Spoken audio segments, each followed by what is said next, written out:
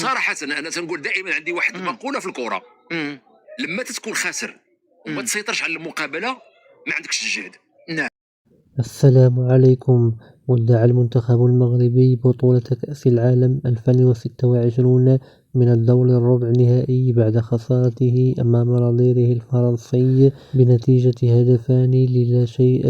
في المباراة التي أقيمت اليوم الخميس على ملعب جيليت بضواحي بوسطن، حيث أن المنتخب المغربي ظهر بأداء باهت ولم يقدم الشيء المطلوب، الشيء الذي جعل المنتخب الفرنسي يكسب ثقة ويضغط على المنتخب المغربي في مناطقه. ولولا تألق حارس المرمى ياسين بونو لخرجت المباراة بنتيجة أكبر. سجلنا الهدف وبقات الكره عند فرنسا. نعم. سجلنا الهدف الثاني بقات الكره عند فرنسا. بدينا نديرو شي محاولات ولكن اللاعبين بحال راه كان عندي واحد اسم اللعبه كانوا يجيو ثقال. واش خوف من المقابله؟ واش اللعبه ثقال، يعني ثقال الركابي ديالو كما تقولوا ثقال. ما كاينش داك الخفاء وداك الحيويه في العمليه الثنائيه. اللعب تجي الكره واحد وقت العينوي العينوي داش كونترول مزيان ديال تهرب الكره وفاش دار خطا يعني تجمع كل شيء باش يعني نقدموا عرض أسوأ عرض. خلينا حنا في ربع النهايه تحت ما حيدنا، ولكن حنا ربع النهايه راه حنا ما تنذكرش على ربع النهايه. رانا واحد الوقت حلمنا بانه نديو كاس العالم، ولكن هذه الصوره اللي خلينا اللي ظهرنا بها اليوم غتدخل الشك. يعني حتى داك الشيء اللي بنيناه فين بنيناه؟ راه بنيناه في هذوك المباريات باربعه. راه كل مباراه خرجنا من شويه. دابا حنا راه ما عندنا شي مقابله اللي غنقولوا كان فيها كل شيء ممتع وكل شيء جميل.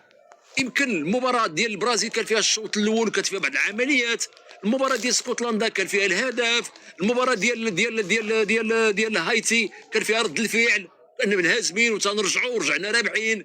المباراه ديال هولندا كان امتلاك ديال الكره، ولكن واحد المقابله اللي جمعوا فيها هادشي كامل ما كان شيء. جات هذه المقابله هذه ما بانت حتى شي حاجه من هذاك الشيء اللي شفنا.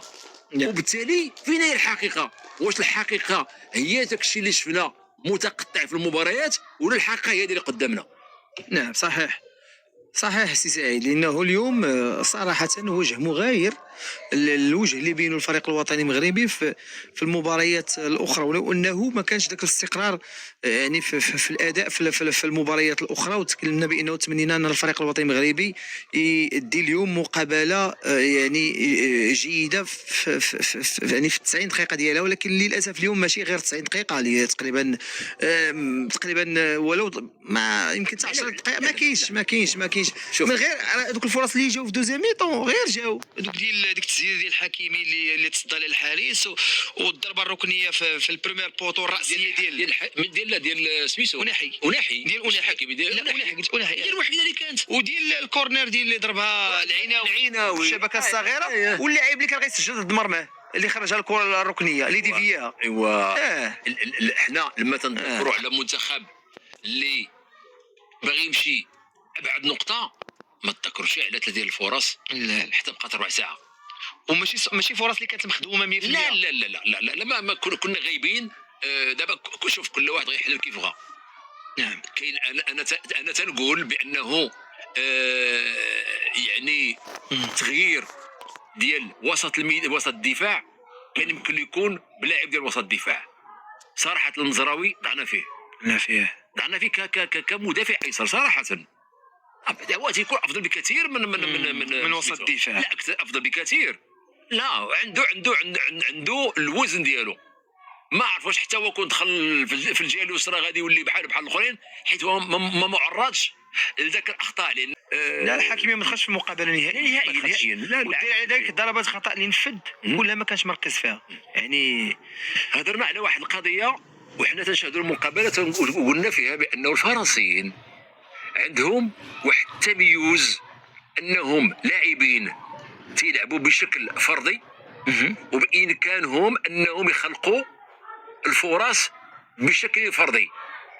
الكره ديال مبابي راه ما كانش لعب جماعي ولا ما الكره غير كره ضايعه وما كانش فرصه ديال التسجيل. وقلت بانهم راه عندهم داك الطريقه باش تيلعبوا باش يهيئوا الواحد يقذف من بعيد، قلبوا على تيقلبوا مرمى. على فين يضرب مرمى. هما ما تيضربوش الكره لما تيكونوا قدامهم مجموعه من اللاعبين. راه بحال السواري واقفين قدامهم، تلقاو بانه اوليزي تيعطيها لديمبيلي ما حد ما لقاو شيء. داك يعني الدوزه فين دوز الكره راه ما تيقذفوا شيء. هذاك اللي قذف ضربات في العارضه هذا مدافع ايسر.